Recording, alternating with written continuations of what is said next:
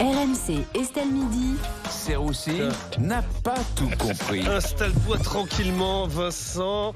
Salut Vincent, comment vas-tu ? Salut Rémi, salut. Très bien, et vous, ça va ? Très bien. Aujourd'hui, Vincent, tu ne comprends pas pourquoi on dit qu'Emmanuel Macron joue avec les peurs. Bah oui, je pense que Macron est juste jaloux. Voilà, il critique le Front populaire parce qu'il fait partie du Front impopulaire, lui. Voilà, c'est tout.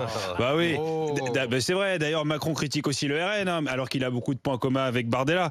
Par exemple, Jordan Bardella a annoncé qu'il supprimera la TVA sur les produits de première nécessité. Dans le second temps. Ou qu'il abrogera la réforme des retraites aussi. Dans le second temps. Voilà, après le... Et en même temps, En même temps de Macron, Dans le second temps. de Bardella, voilà, c'est tout. C'est beau. C'est plus des politiques, c'est des chronomètres. Hein. Non. La différence avec Macron, c'est que Bardella, il a pas le temps, quoi. Il attend même pas d'être au pouvoir pour trahir ses promesses. Sinon, c'est la même chose. Bon Vincent, on a aussi parlé de cette nouvelle pratique en vogue. Certains commerçants qui affichent le visage des voleurs sur leur vitrine. Ah oui, le père de Juliette va se faire afficher alors parce que oui, c'est un voleur. Il a mis toutes les étoiles pour les mettre dans ses yeux. Oui, j'aime les femmes de droite. Je suis en forme aujourd'hui.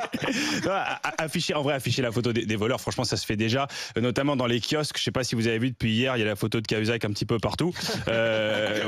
C'est pas nouveau, hein, il l'avait déjà fait avec Balkany, Sarko, tout ça. Mais moi, j'avoue, je suis pour, parce que je suis prêt à beaucoup de choses pour être connu. Donc, s'il faut voler un Kinder Bueno pour un ma tête quelque part, moi, franchement, je le ferai, mais sans problème, quoi. Après, bon, c'est illégal, hein, il faut le savoir, parce que si on reconnaît le voleur sur la photo, on n'a pas le droit de le faire. Et si on reconnaît le voleur sur la photo, il aura plus le droit de voler dans tout le quartier. Et franchement, c'est dégueulasse, quoi. C'est pas cool pour lui, le pauvre. Bah, Donc pour toi, c'est plutôt une bonne idée. Hein. Absolument. Ça peut être une bonne idée d'afficher la photo des voleurs. Par exemple, je pense que si on l'avait fait, ça aurait permis à Fred et à Benjamin de savoir qui a volé leurs cheveux. Je pense que ça aurait été une bonne idée. moi Ah oui, c'est vrai qu'il y avait Paul aussi. Oui. Merci de m'avoir oublié. Mais je t'en prie, avec plaisir. Du coup, faudra afficher la photo du voleur des cheveux de Paul. Moi je l'ai déjà fait à titre personnel en 2022. J'avais affiché la photo de Lionel Messi un peu partout dans Paris, comme il nous a volé la finale de la Coupe du Monde, ce connard. Pardon, excusez-moi. Non, J'ai encore un petit peu le seum. En plus, c'est vrai que moi j'aime bien parce que ça fait un peu western. C'est un peu stylé, quoi. Tu plaques les photos des voleurs sur les murs. T'auras l'affiche du voleur. En dessous, il y aura écrit Wanted avec la mention me doit 2 paquets de Lustucru. C'est pas mal quand même. Il y a un petit côté stylé. Ouais. Bon Vincent, une polémique a éclaté autour de l'acteur aussi Alec Baldwin, on en a parlé, critiqué pour avoir posté une photo de sa fille, Carmen, 10 ans, qui était déjà pas mal maquillée. Mais oui, la fille de Baldwin, toute maquillée. Bon, lui, il a déjà, sur les réseaux, il a déjà 7 enfants, donc apparemment, la dernière qu'il aura, il va l'appeler Instagram directement. C'est vrai que c'est important quand même que les petites filles apprennent à bien se maquiller tôt, parce qu'après, ça donne des Roselyne Bachelot plus tard, ça va pas du tout. Mais oui, il faut leur apprendre.